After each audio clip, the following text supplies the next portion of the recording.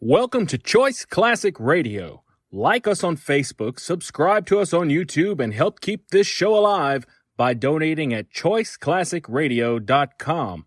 For more of your favorite old-time radio shows, join us on our companion podcast, Choice Classic Radio Detectives, where we bring to you tales from the greatest detective shows the golden age of radio had to offer.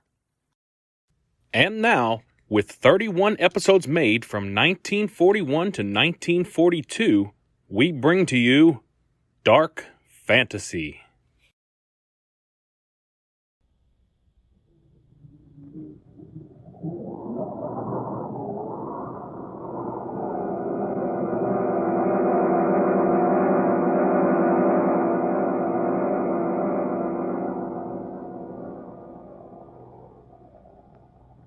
Dark Fantasy.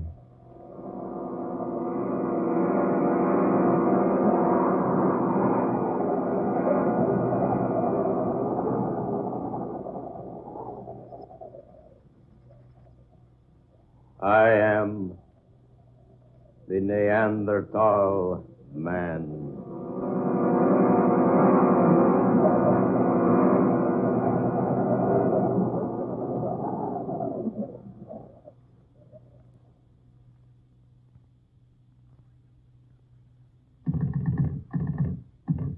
Operator?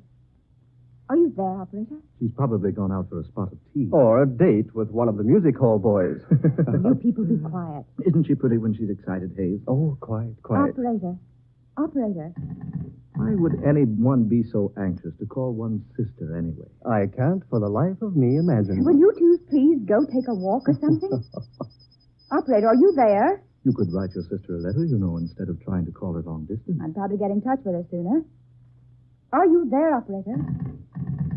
Oh, I had her on the line just a moment ago. Now, if it were her young man she were calling, I'd know why she's so very anxious. I say, old man, it so happens I am the lady's young man. Oh. Well, I'll have nothing to do with either of you if you don't stop teasing me. My dear girl, you really want to get that call through to your sister? Oh, no, I'm just standing here jiggling this receiver for the exercise. Ajax says it's good for the arm muscles. Operator, will you please answer? Here, old girl, let me have a try. Reggie, go away. Don't bother me. Permit me, milady, to assist you. No, Reggie. One side now, one side. Reggie, this call's important. Just why I'm so anxious to help you. Now, look here, operator. We've been trying...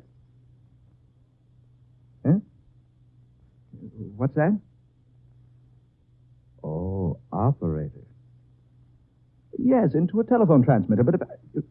I say now, look here, my girl, if you want... Give me that receiver. But, Mandy... Are you there, operator? Yes, I wish to place a call. We were disconnected. This is Amanda Loveland. Yes, at Lookout Point. That's right, the artist called me. I wish to speak to Miss Grace Loveland, number 12, Garrett Street, London. Yes, that's right. How soon can you get through to London, please? Very well. Will you call me back? Thank you. There, you see? The damsels always come running when a gentleman calls. Oh, Reggie, save your humor for some other time, will you? I say, something wrong, old girl? I don't know. Why do you use that tone, darling? Well, look here, Amanda. Nothing wrong with your sister, is there? No, it's not that. But something's wrong. I can tell by the way you've been acting. Yes, you were certainly never in such a hurry to call Grace before. I'm anxious to know where she was today. Where she was? Yes. She was supposed to be attending a tea party in London, but, well, I've reason to think she wasn't there. Well, so suppose she wasn't. Why should that upset you? Perhaps if I tell you, you'll understand. Yes. Something's wrong. I certainly want to know about it. Yes, Amanda, by all means, tell us what's troubling you. Yes. Yes, I must tell somebody. Reggie, will you please close the door? Well, certainly, darling. Now, Amanda, sit here. No, I'd rather not sit down. Say, you are upset. Yes. I had the strangest experience this afternoon. You did? Where? In Nano Canyon. So that's where you were today. No wonder we couldn't find you. Reggie and I wanted you to go up to the falls with us. I went into the canyon to paint. Well, we gathered you were off somewhere working. I noticed your equipment wasn't around any place. You've been there, haven't you, in the canyon? Oh, not I. I've been planning to go there, though. Oh, I've been a couple of times. Why didn't you tell me you were going into Nano? Why, go along. There's only one way into the canyon from this end, you know. Yes, near Flagstone Point. It's 12 miles to the other end. Well, I arrived at Flagstone Point about noon. So I climbed down the path and picked out a shady spot in the canyon to eat the lunch I'd taken along. Yes? After that, I looked around a while and then picked out a scene near the entrance to the canyon. To paint? Of course, to paint haze. Oh, sorry. Go ahead, dear. It was a perfect scene. The light was just right, so I spent most of the afternoon there until the light began to fade. Did you finish the sketching? Yes, filled in a great deal of the color. It was really going to be quite good. What do you mean, going to be? I'll never finish it Why, dear? because I never want to go back there again. Well, what on earth happened? Oh, why doesn't that operator get that call through to London? Amanda, tell us what happened in the canyon. Yes, for heaven's sake, the suspense. What happened was like a nightmare. Darling. Yes, like a nightmare. Just as I was getting ready to pack up my things, I heard a noise behind me. A low rumbling noise. And when I looked around, I saw that a side of the canyon was caving in. My word. Landslide? Yes, the whole side of the canyon was falling away, making a terrific noise about it. Left a sheer vertical cliff there. It had been sloping before. Yes? Right where the only path down into the canyon had been. You mean you were trapped there in a canyon? I certainly was. It was night coming on. And you know the stories they tell around here about Neanderthal Canyon. Yes, they say the place is simply oozing with ghosts at night. Oh. No, really, Reggie. The place does have a reputation. Oh, I've heard the stories, but you don't want to believe everything you hear, you know. Well, how on earth did you get out of the canyon, Amanda? I had a beastly time of it. Did you get out before dark? I certainly did not. As soon as I saw that the path was cut off from the land side, I started walking along the side of the canyon, trying to find a way out. But there are no others. Didn't I find that out? I walked and walked, and all the time it was growing darker and darker, and finally the sun went down, and a ghostly gloom settled over the canyon. I began to walk faster, but I couldn't find any place that looked like a way out.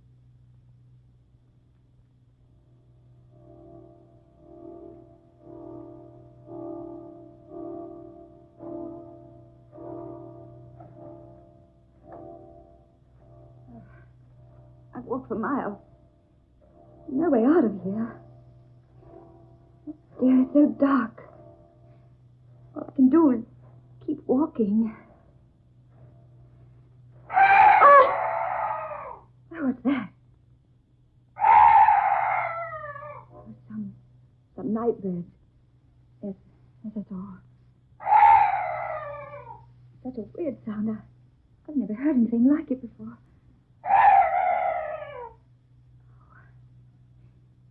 Kevin, it's gone. That's strange. That bird was the only noise I've heard in this place.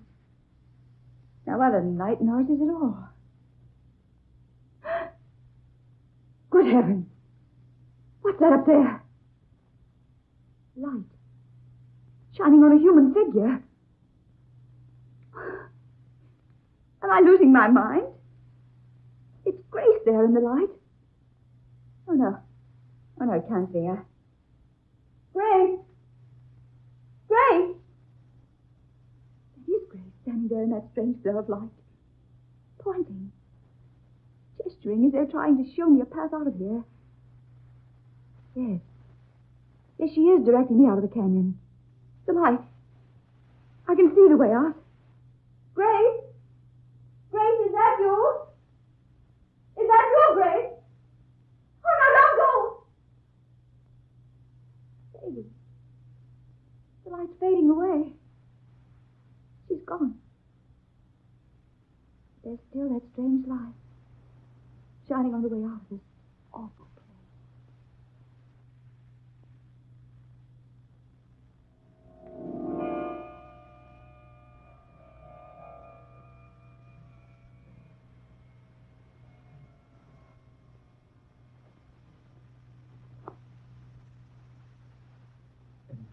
To tell us there actually was a path leading up out of that canyon? How else do you suppose I got back here? Amazing. That strange light continued to glow until I found the path and managed to climb up. When I looked back, it was pitch dark in the canyon again. Amanda, Are you certain you didn't dream all of that? Oh, for heaven's sakes, Reg. No, I don't think it was a dream. What makes you say that? Oh, well, it must be London. Are you there? Yes? Yes, this is Amanda Loveland. Yes, ready for my call to London, thank you. Are you there, Grace? Oh, darling, this is Amanda.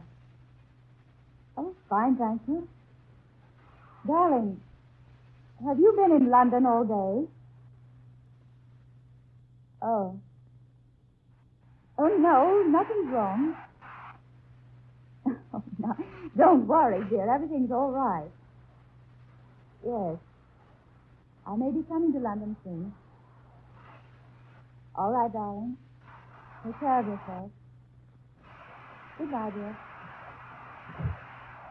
Huh? Grace has been in London all day. Surely. There in the canyon in that strange light, I saw her as plainly as I see you now. But the voice wasn't hers. Then how are we going to account for what happened? There is only one way to account for it. You mean... Hey, you think you know what happened to me?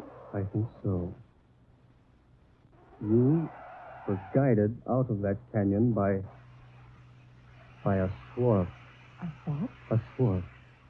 It's a name commonly applied to a supernatural spirit with the power of impersonating some earthly being. Impersonating, you say? Yes, there's no explanation. Except that swarfs have often been seen in these parts. Now, this particular spirit took the earthly shape of your sister and helped you find a way out of your temporary prison. No, I don't believe such things happen, Hayes. Well, you'd certainly believe it if you'd experienced it like I did. Yes, Reggie, you're wrong. Those things do happen. Swarfs do appear in this vicinity. But that's weird. Well, it certainly is. See one's sister appear in a place in the darkness and speak in a voice, and then to learn she was actually hundreds of miles away at the time. Amanda, is this the landscape you were doing? Oh, yes. Mind if I have removed the cover and have a look? Oh, no, go right ahead. Just as I left off, I was packing up. Here, Hayes. You better let me give you a hand. If you spoil one of Amanda's paints, she'll... I say, look. Amanda, have you seen this since you left the canyon? No. No, I told you I haven't. Look at it.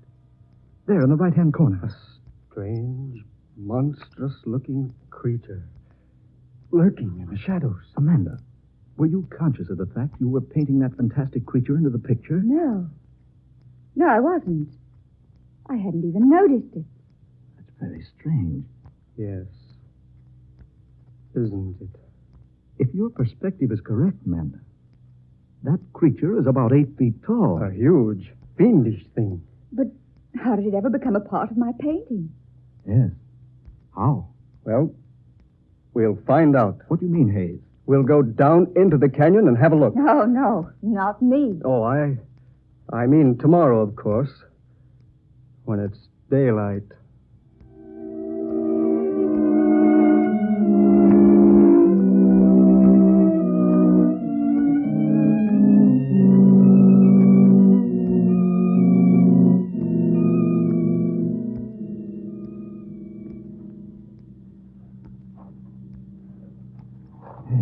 How much farther, Amanda? We're practically there. What amazes me is that you couldn't find the way the swarf pointed out to you last night, Amanda. I'm sorry, Hayes. It doesn't seem to be there today. No, well, what's the difference? Didn't take us long to come in from the other end of the canyon on horseback. Yes, the only thing that annoys me is that we couldn't ride the animals all the way. Oh, well, the walking won't hurt you. Besides, we've only been afoot a few hundred yards. Oh, here we are. This is the spot I was painting. I set up my canvas over there on that little mound. Then, according to the sketch you made, that fearful creature was lurking about here. Reggie, look here. Bones. Human bones. Down there in that crevice. Oh, I say, those can't be human No, bones. no, they're much too large. I should say so. You're wrong, both of you. They are human bones. I've studied anatomy enough to recognize the clavicle, humerus, and ulna of the human arm, and the femur and fibula of the leg there. Joe, Hayes is right. This was some gigantic prehistoric creature. Heaven knows how many years old. Could this skeleton have any connection with the ghostly figure in my painting? It could, yes. It's just possible that the spirit of this prehistoric man is himself a swarf. And can take on a human shape. The spirit, I mean. Precisely. He saw Amanda sitting there on that mound, painting. He assumed a shape she couldn't make out, but one which her professional brush caught in the sketching. Then he could have assumed the form of my sister. If our theory is correct, yes. That's fantastic. But how can we learn anything about this thing that was buried here in this crevice? There's one way I know of. We can consult Dr. Gustav. By Jove, you're right. Dr. Gustav's staying at the colony. Well, then let's go get him and bring him here. Yes, let's. Who knows? We may have discovered something entirely unknown to our civilization.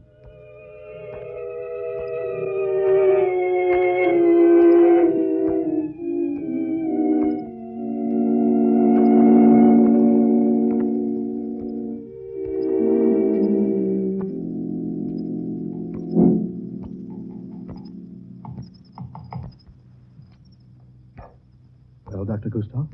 Yes. Your suspicions were correct, my friends. These are human bones. Can you identify them, Doctor? I most certainly can. This was a Neanderthal man. Neanderthal? Well, the Neanderthal man existed thousands of years ago. True, Miss Loveland. From 20 to 40,000 years ago. There's no mistake about it? Not the slightest. This is a fossilized remains of an ancient man. Here, look. Look at these peculiarly shaped molar teeth. Now, that's one side. Every bone of his body shows some distinct markings. Many of them are of simian nature. Ape-like, you mean? Exactly. Eyebrow ridges were like those of the gorilla. Roof of the skull was low like theirs. And yet, his brain most probably surpassed the modern Europeans in size and ability. How long ago did you say he existed? The date of his culture may be put down tentatively as extending from 40,000 to 20,000 B.C. The Neanderthal man appears to have been the sole occupant of Europe during the middle of the Pleistocene period, throughout the time in which the Mousterian culture prevailed. He buried his dead with great signs of respect. He worked flint implements with great skill. He was a fine hunter. Lived in caves and rock shelters. But, Doctor, after all this time, his remains should be quite deep in the earth. I know. And he undoubtedly has been buried deeply through the centuries. But some subterranean disturbance must have caused this crevice and exposed his burial place. Look. Did you men see this? What, dear? A stone tablet. There's some sort of strange pictures on it. Let me see, please. Yes, just so. What is it, Dr. Gustav? Why, this is the final proof. This is the picture writing of the Neanderthal man. Can you decipher it? I can, indeed. And now, let's see, this portion here, my left, that's indiscernible, but the rest of it reads, "Who moves my bones will surely die as I have died." A curse. Well, then, let's take his advice and leave him alone. Oh, not on your life, sir. Hmm? Why, this is one of the most amazing finds of the century. These bones must be removed to the museum and reconstructed. But the warning on the stone tablet. Oh, nonsense. Miss Loveland, nonsense. Do you think a curse can continue to exist through 40,000 years? 400 centuries? Oh, no.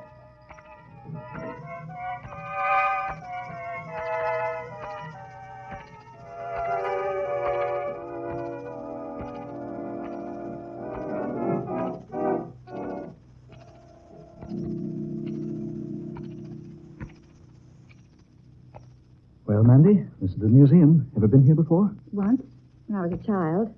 Uncle Reginald brought me. How long has it been since the Neanderthal man was brought here? Oh, at least 6 weeks. Well, Dr. Gustav said in his letter that the man had been completely reconstructed. The skeleton had been placed in a standing position in a special room. There's the room, see? Well, yes, the sign over the door. The Neanderthal man. Let's go look before we visit the doctor, shall we? Right.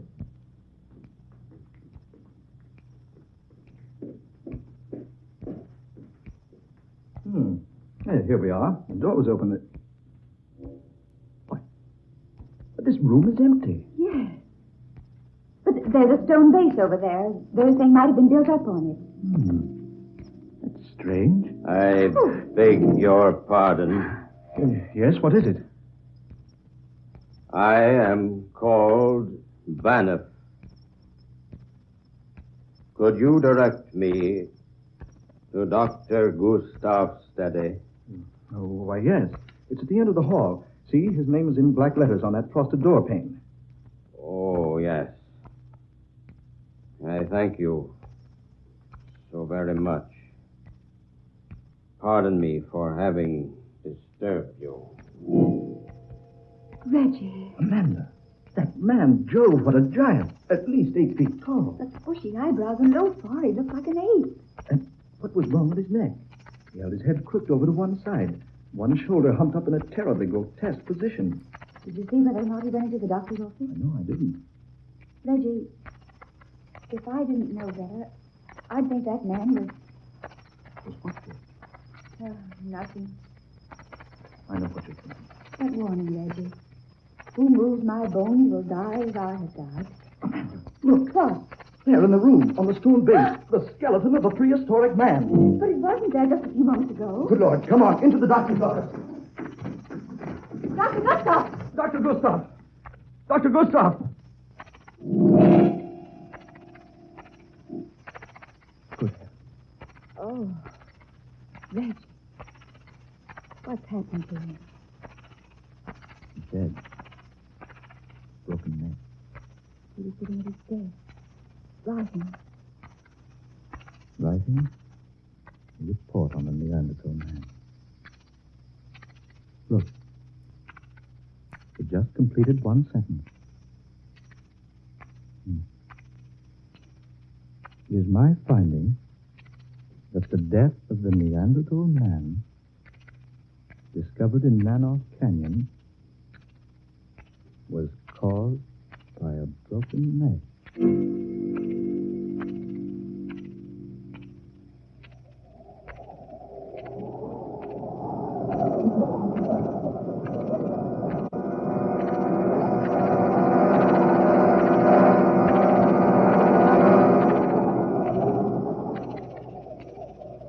Dark fantasy.